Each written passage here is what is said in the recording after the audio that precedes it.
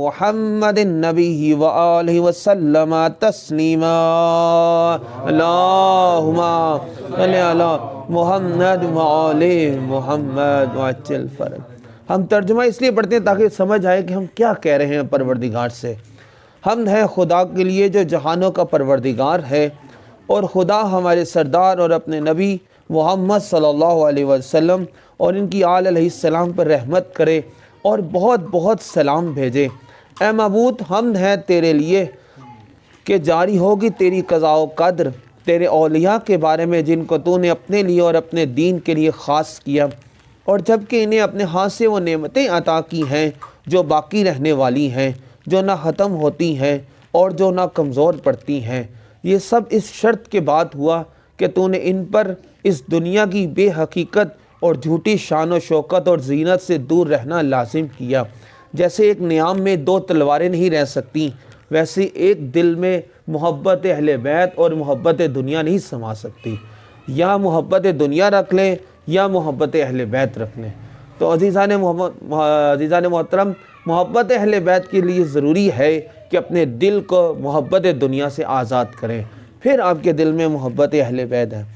بس انہوں نے یہ شرط پوری کی، اور ان کی وفا کو تو جانتا ہے کہ تو نے انہیں قبول کیا اور انہیں مقرب بنایا اور ان کے ذکر کو بلند کیا اور ان کی تعریفیں ظاہر کی، ان پر اپنے فرشتے نازل کیے، اپنی وحی سے ان کی کرامت فرمائی، ان کو اپنے علوم سے نوازا، ان کو وہ ذریعہ قرار دیا جو تجھ تک پہنچائے اور وہ وسیلہ جو تیری خوشنودی تک لے جائیں۔ بس ان میں کسی کو جنت میں رکھا یہاں تک کہ اس سے باہر بھیجا، کسی کو اپنی کشتی میں سوار کیا اور بچا لیا، اور جو ان کے ساتھ تھے انہیں موت سے بچایا تو انہیں اپنی رحمت کے ساتھ، اور کسی کو تو نے اپنا خلیل بنایا، اور پھر دوسرے سچی زبان والوں نے تجھ سے سوال کیا جسے تو نے پورا فرمایا، اسے بلند و بالا قرار دیا۔ کسی کے ساتھ تو نے درخت کے ذریعے کلام کیا اور اس کے بھائی کو اس کا مددگار بنایا، اور کسی کو تو نے بن باپ کے پیدا فرمایا اور اسے بہت سے معجزات دیے، روح خود سے اسے قوت دی۔ تو نے ان میں سے ہر ایک کے لیے ایک شریعت اور راستہ مقرر کیا، ان کے لیے اوصیاء چنے کہ تیرے دین کو قائم رکھنے کے لیے ایک کے بعد ایک دوسرا نگہبان آیا جو تیرے بندوں پر حجت قرار پایا، تاکہ حق اپنے مقام سے نہ ہٹے اور باطل کے حامی اہل حق پر غلبہ نہ پائیں، اور کوئی یہ نہ کہے کہ کاش تو نے ہماری طرف ڈرانے والا رسول بھیجا ہوتا اور ہمارے لیے ہدایت کا جھنڈا بلند کیا ہوتا کہ تیری آیتوں کی پیروی کرتے اس سے پہلے کہ ذلیل و رسوا ہو، یہاں تک کہ تو نے امر ہدایت اپنے حبیب اور پاکیزہ اصل محمد صلی اللہ علیہ وآلہ وسلم اللہم صلی علی محمد وآل محمد۔ بس وہ ایسے سردار ہوئے جن کو تو نے مخلوق میں سے پسند کیا، برگزیدوں میں سے برگزیدہ بنایا، جن کو چنا ان میں سے افضل بنایا، اپنے خواص میں سے بزرگ قرار دیا اور انہیں نبیوں کا پیشوا بنایا، اور ان کو اپنے بندوں میں سے جن و انس کی طرف بھیجا، اور ان کے لیے سارے مشرقوں اور مغربوں کو زیر کر دیا، براق کو ان کا مطیع بنایا اور ان کو جسم و جان کے ساتھ آسمان پر بھلایا۔ تو نے انہیں سابقہ اور آئندہ باتوں کا علم دیا یہاں تک کہ تیری مخلوق ختم ہو جائے، پھر ان کو دبدبہ عطا کیا اور ان کے گرد جبرائیل اور میکائیل علیہ السلام اور نشان زدہ فرشتوں کو جمع فرمایا، ان سے وعدہ کیا کہ آپ کا دین تمام ادیان پر غالب آئے گا، اگرچہ مشرک دل تنگ ہو۔ اور یہ اس وقت ہوا جب ہجرت کے بعد تو نے ان کے خاندان کو سچائی کے مقام پر جگہ دی اور ان کے ساتھیوں کے لیے قبلہ بنایا۔ پہلا گھر جو مکے میں بنایا گیا، جو جہانوں کے لیے برکت و ہدایت کا مرکز ہے، اس میں واضح نشانیاں اور مقام ابراہیم علیہ السلام ہیں۔ جو اس گھر میں داخل ہوا اسے امان مل گئی، نیز تو نے فرمایا انما یرید اللہ لیذھب عنکم الرجس اہل البیت ویطہرکم تطہیرا۔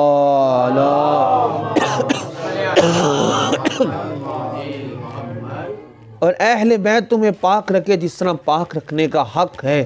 محمد صلی اللہ علیہ وآلہ وسلم پر اور ان کی آل علیہ السلام پر تیری رحمتیں ہوں۔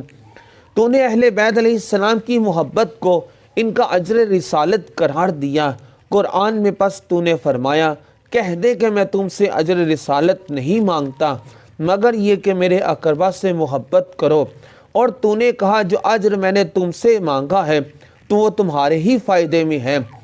نیز تو نے فرمایا میں نے تم سے اجر رسالت نہیں مانگا سوائے اس کے کہ یہ راہ اس کے لیے ہے جو خدا تک پہنچنا چاہے، پس اہل بیت علیہ السلام تیرا مقرر کردہ راستہ تیری خوشنودی کے حصول کا ذریعہ ہے، جو چاہتا ہے خدا اس سے راضی ہو تو وہ اپنے آپ کو اہل بیت کے در پہ جھکا دے۔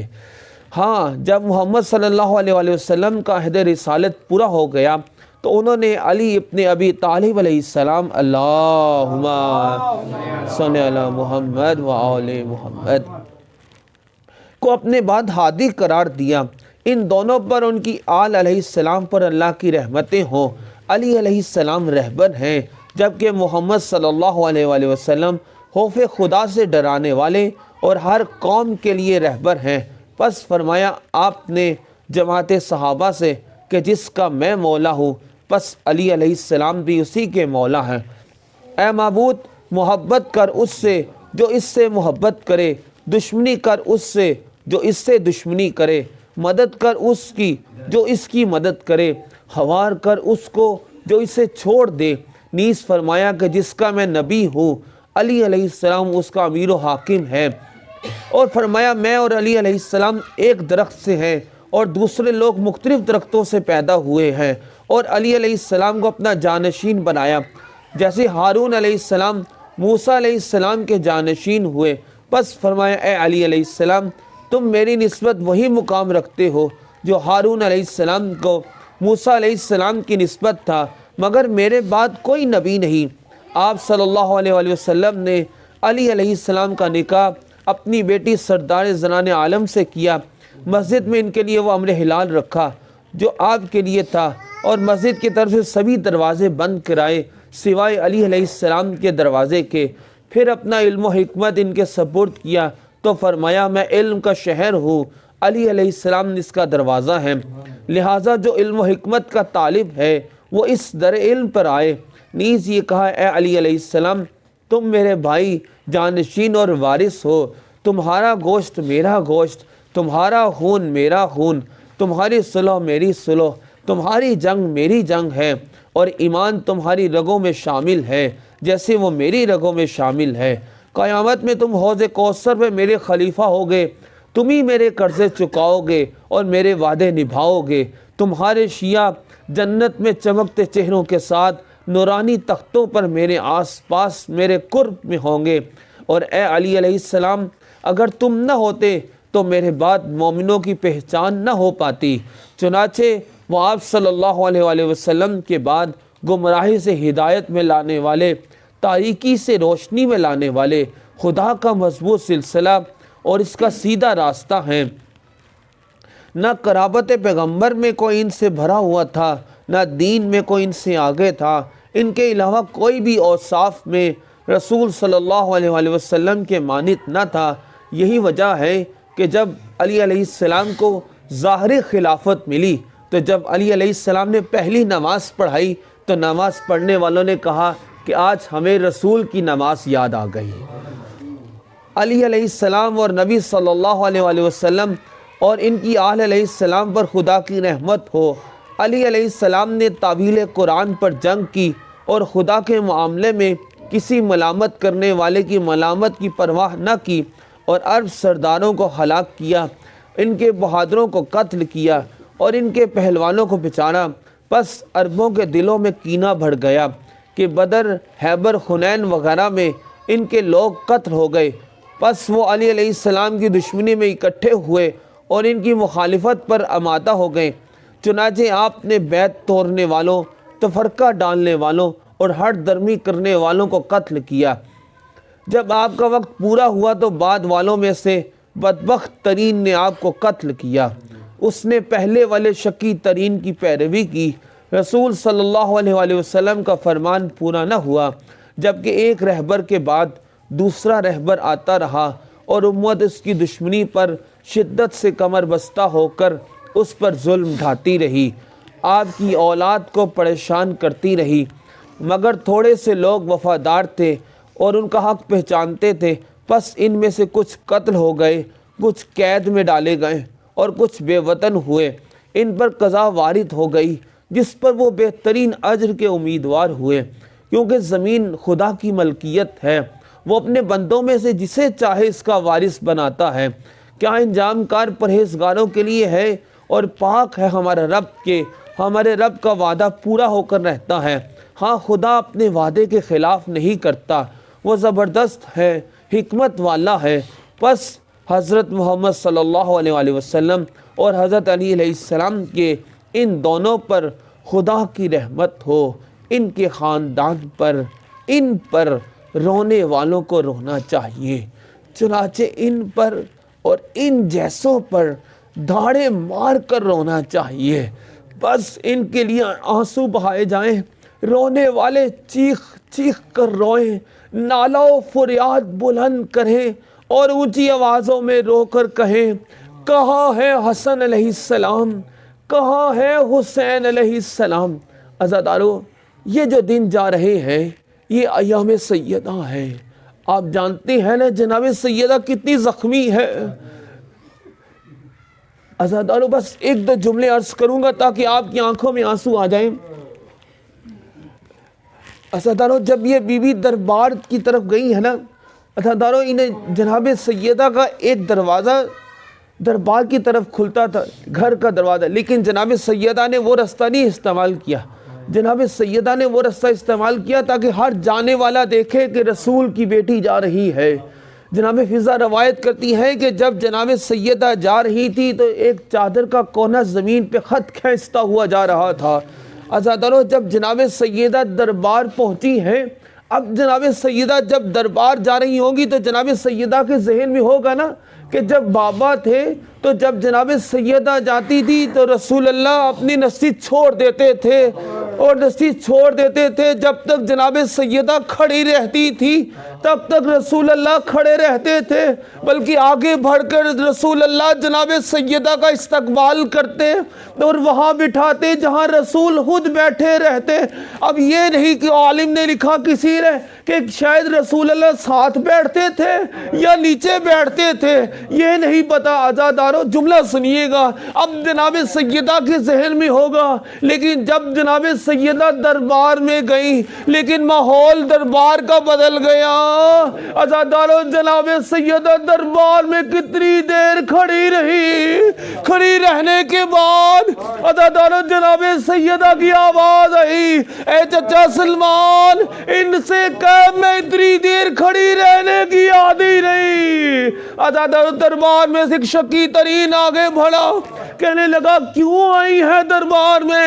عزادارو، جناب سیدہ کی آواز آئی، میں اپنا حق لینے آئی ہوں۔ عزادارو، جناب سیدہ سے کہنے لگے ہیں اگر کوئی گواہ ہے تو میرے سامنے پیش کرو۔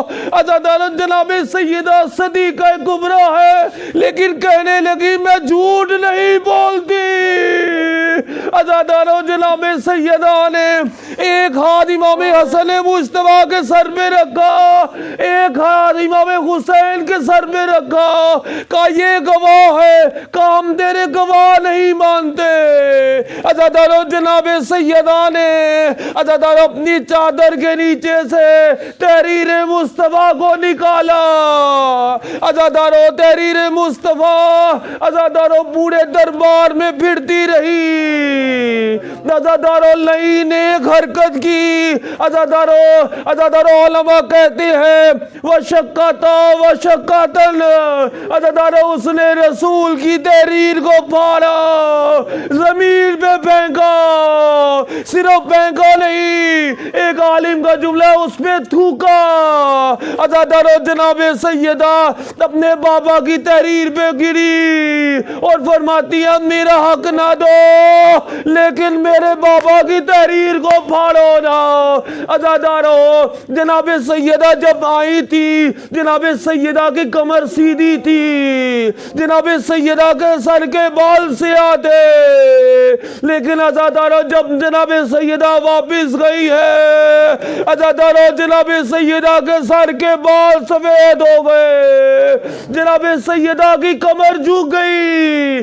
یہی وجہ ہے جب جناب سیدہ گھر پہنچی اپنی سکی بیٹی پہچان نہ سکی، فرماتی ہیں اے بوڑھی اماں یہ کہاں بیٹی؟ یہ تو میری ماں کی نشست ہے۔ عزادارو جناب سیدہ نے جناب زینب کا سر اقدس چوم کے کہا اے بیٹی پہچان، میں تیری ماں فاطمہ۔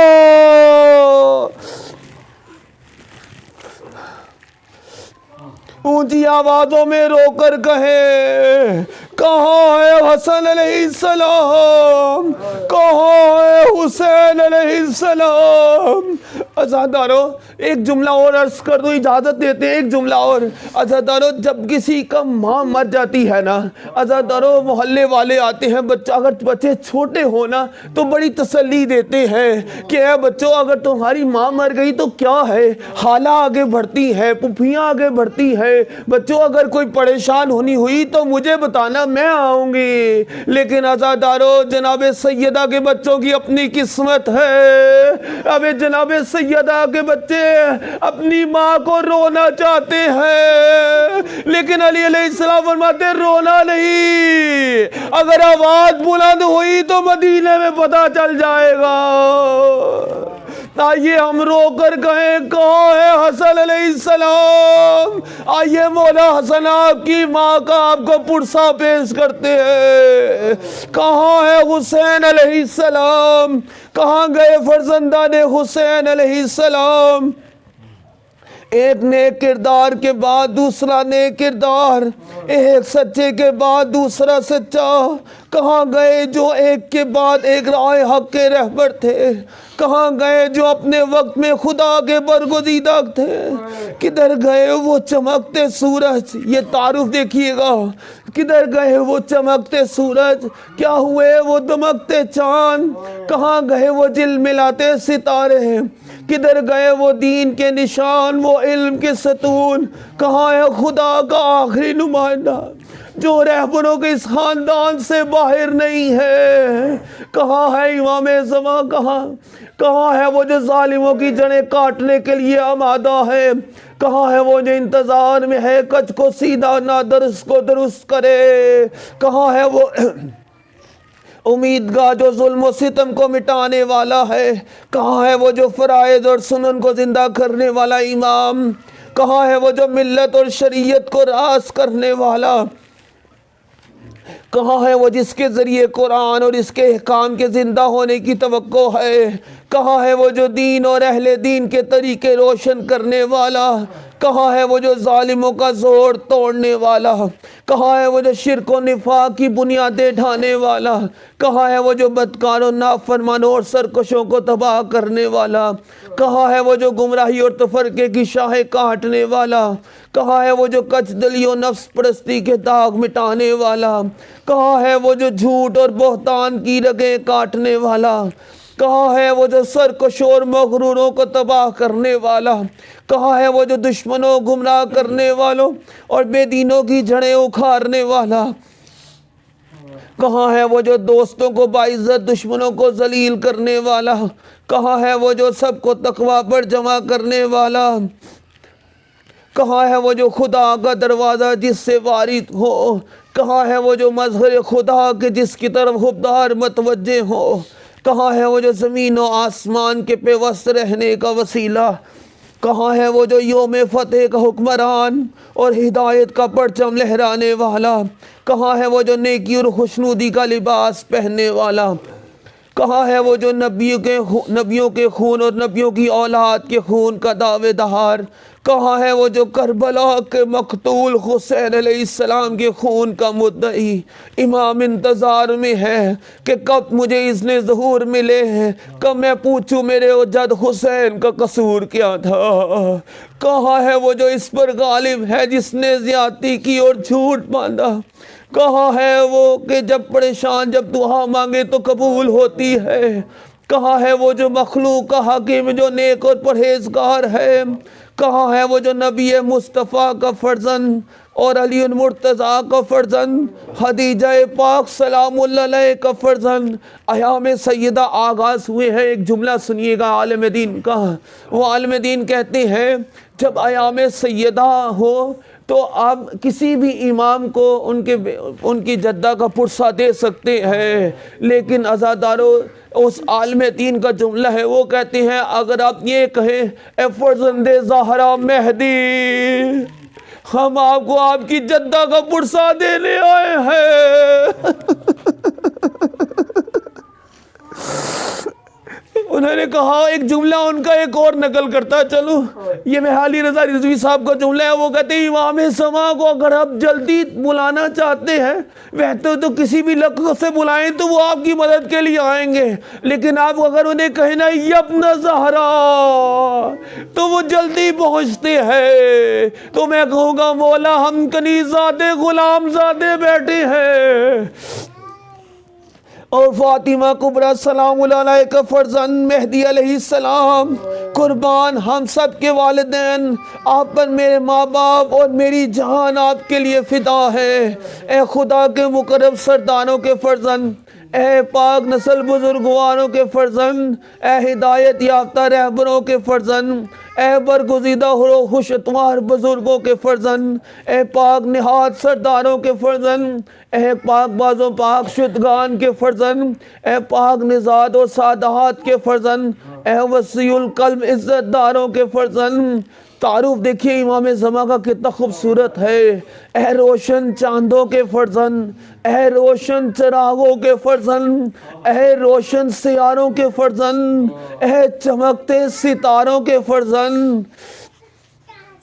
اے روشن راہوں کے فرزند، اے بلند مرتبے والوں کے فرزند، اے حاملین علوم کے فرزند، اے واضح روشوں کے فرزند، اے مذکورہ علامتوں کے فرزند، اے موجز نماؤں کے فرزند، اے ظاہر دلائل کے فرزند، اے سیدھے راستے کے فرزند، اے عظیم خبر کے فرزند، اے اس ہستی کے فرزند جو خدا کے ہاں ام الکتاب میں علی حکیم ہے، اے واضح روشن آیات کے فرزند، اے ظاہر اور دلائل کے فرزند، اے واضح روشن تر دلائل کے فرزند، اے کامل حجتوں کے فرزند، اے بہترین نعمتوں کے فرزند، اے توحہ اور محکم آیتوں کے فرزند، اے یاسین اور زاریات کے فرزند، اے طور اور عادیات کے فرزند، اے اس ہستی کے فرزند جو نزدیک ہوئے تو اس سے مل گئے، پس کمان کے دونوں سروں جتنے یا اس سے بھی نزدیک ہوئے،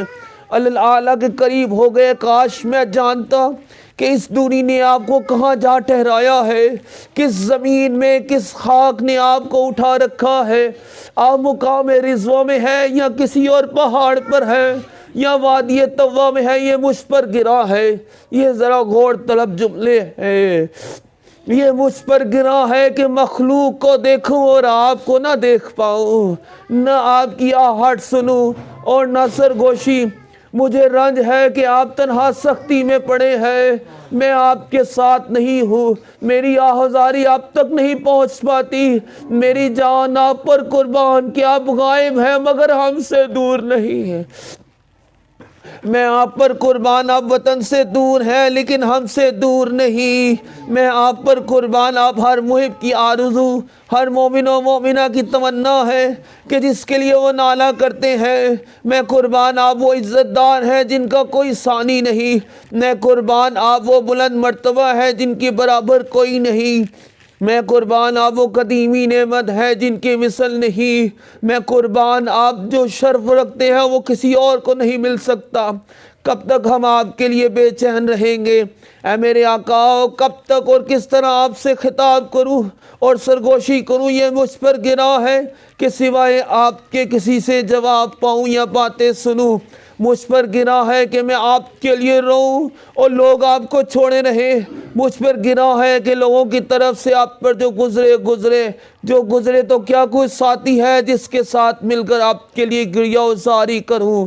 کیا کوئی بیتاب ہے کہ جب وہ تنہا ہو تو اس کے ہمراہ نالہ کروں؟ آیا کوئی آنکھ ہے جس کے ساتھ مل کر میری آنکھ غم کے آنسو بہائے؟ اے احمد مجتبیٰ کے فرزند، آپ کے پاس آنے کا کوئی راستہ ہے؟ کیا ہمارا آج کا دن آپ کے کل سے مل جائے گا؟ کیا ہم خوش ہوں کب وہ وقت آئے گا ہم آپ کے چشمے سے سیراب ہوں گے؟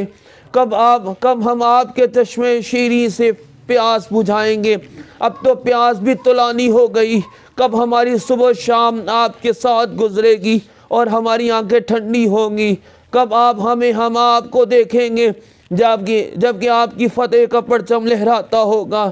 ہم آپ کے ارد گرد جمع ہوں گے اور آپ سبھی لوگوں کے امام ہوں گے۔ تب زمین آپ کے ذریعے عدل و انصاف سے پر ہوگی۔ اب اپنے دشمنوں کو سختی و ذلت سے ہم کنار کریں گے۔ آپ سرکشوں اور حق کے منکروں کو نابود کر دیں گے، مغروروں کا زور توڑ دیں گے، ظلم کرنے والوں کی جڑیں کاٹ دیں گے۔ اس وقت ہم کہیں گے حمد ہے خدا کے لیے جو جہانوں کا رب ہے۔ اے معبود تو دکھوں اور مصیبتوں کا دور کرنے والا ہے۔ میں تیرے حضور شب جمعہ شکایت لایا ہوں کہ تو مدعا کرتا ہے کہ تو ہی دنیا اور آخرت کا پروردگار ہے۔ پس میری فریاد سن، پس ہم سب کی فریاد سن۔ اے فریادیوں کی فریاد سننے والے، اپنے اس حقیر اور دکھی بندے کو اس آقا کا دیدار کرا دے۔ اے زبردست قوت والے، ان کے واسطے سے ان کے رنج و غم کو دور فرما اور اس کی پیاس بجھا دے۔ اے وہ ذات جو عرش پر حاوی ہے کہ جس کی طرف واپسی اور آخری ٹھکانہ ہے۔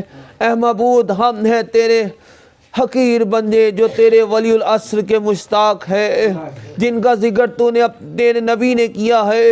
تو نے انہیں ہماری جائے پناہ بنایا، ہمارا سہارا قرار دیا، ان کو ہماری زندگی کا ذریعہ اور پناہ کا بنایا، اور ان کو ہم میں سے مومنوں کا امام قرار دیا۔ پس ان کو ہمارا درود و سلام پہنچا۔ اللہم صلی علی محمد و آل محمد۔ اے پروردگار، ان کے ذریعے ہماری عزت میں اضافہ فرما، ان کی قرارگاہ کو ہماری قرارگاہ اور ٹھکانہ بنا دے۔ ہم پر ان کی امامت کے ذریعے ہمارے لیے اپنی نعمت پوری فرما، یہاں تک کہ وہ ہمیں تیری جنت میں ان شہیدوں کے پاس لے جائیں جو مقرب خاص ہے۔ اے معبود، محمد و آل محمد علیہ السلام پر رحمت نازل فرما۔ امام مہدی علیہ السلام کے نانا محمد صلی اللہ علیہ وسلم پر رحمت فرما، جو تیرے رسول اور عظیم سردار ہیں۔ مہدی علیہ السلام کے والد پر رحمت کر جو چھوٹے سردار ہیں۔ ان کی دادی صدیقہ کبریٰ فاطمہ بنت محمد صلی اللہ علیہ وسلم پر رحمت فرما۔ ان سب پر رحمت فرما جن کو تو نے ان کے نیک بزرگوں میں سوچنا، اور القائم پر رحمت فرما۔ بہترین کامل پوری ہمیشہ ہمیشہ بہت زیادہ رحمت ہو جو تو نے اپنے برگزیدوں میں سے کسی پر اور مخلوق میں سے اپنے پسند کردہ پر کی ہو، اور اس پر درود بھیج۔ اللہم صلی علی محمد و آل محمد وعجل فرج۔ وہ درود جس کا شمار نہ ہو سکے، جس کی مدت ختم نہ ہو اور جو کبھی منقطع نہ ہو۔ اے معبود، ان کے ذریعے حق کو قائم فرما۔ بلند آواز سے کہیں، ان کے ہاتھوں باطل کو مٹا دے، ان کے وجود سے اپنے دوستوں کو عزت دے، ان کے ذریعے اپنے دشمنوں کو ذلت دے۔ اے معبود، ہمیں اور ان کو اکٹھا کر دے، ایسا اکٹھا کہ جو ہم کو ان کے پہلے بزرگوں تک لے جائے۔ ہمیں اور ان میں قرار دے جنہوں نے ان کا دامن پکڑا ہے، ہمیں ان کے زیر سایہ رکھ، اور ان کے حقوق ادا کرنے میں ہماری مدد فرما۔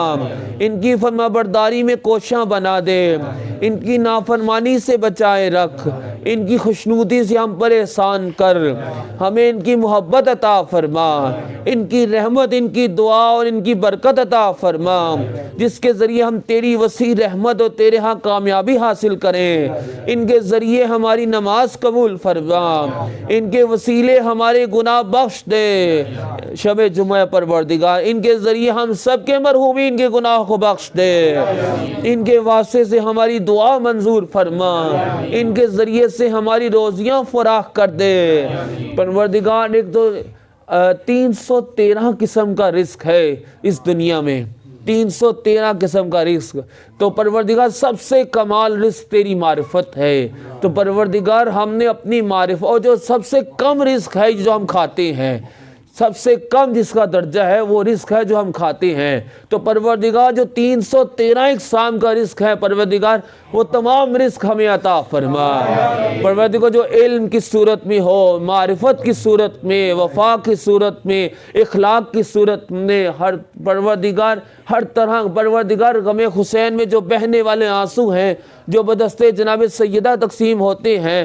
وہ بھی پروردگار ہمیں عطا فرما، ہماری پریشانیاں دور فرما، ان کے وسیلے سے ہماری حاجات کو پورا فرما، توجہ کر ہماری طرف اپنی ذات کریم کے واسطے سے، قبول فرما اپنی بارگاہ میں ہماری حاضری، ہماری طرف نظر کر مہربانی کی نظر کی جس سے ہم تیری بارگاہ میں ہماری عزت بڑھ جائے، پھر اپنے کرم کی وجہ سے وہ نظر ہم سے نہ ہٹا، ہمیں القائم علیہ السلام کے نانا کے خوف سے سیراب فرما، ان پر ان کی آل علیہ السلام پر خدا کی رحمت ہو، ان کے جام سے ان کے ہاتھ سے سیر و سیراب کر، جس میں مزہ آئے پھر پیاس نہ لگے، اے سب سے زیادہ رحم کرنے والے، اللہم صلی علی محمد و آل محمد۔